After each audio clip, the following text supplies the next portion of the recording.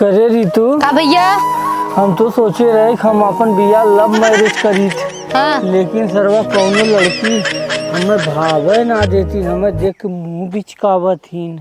गाती बाने हैं जैसे कोई ठंडी है नहीं लागत बा भेसा बनाए कतौने कहीं कोई लड़की देख के हमें मुंह बिचकावत है। रुको जरा, ये भैया हो मेरा रुक देख। सबर करो।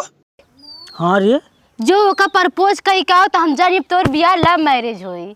ऐसा बात है। हाँ हाँ जो अभी मजा आएगा ना भिड़ो। मैडम बोला आई लव यू। नतनी गाड़ी चप्पलवा देखा है गोड़वा में कितने चप्पल दिखावत है रे। देख मेरे गोड़वा में जूती है भैया गोड़वा में जूता है तो का करी दे तोर भाईवा का कैसे सुनी है ना कौन कौन कहे सरे हमें आई लव यू बोले सर इतना कौन बुरी बात भैंस रे कौन ना भैंस रे हम लोग आई लव यू बोल हमरे गुस्सा बताई हम क्या तो के बोली बस चप्पल दे दोनों मिले समझ में आ जाई। चल हट अब दे दे पहले हट चल हट। रितु अगर तय न होती तब तो हमें लाता मुक्का काटे होता। अरे हमारे रहते मेरे भैया के छुई दे। हाँ ये सही बात पे 100 रुपए दा। अरे तो पैसा दे पकड़ 10 20 100 90।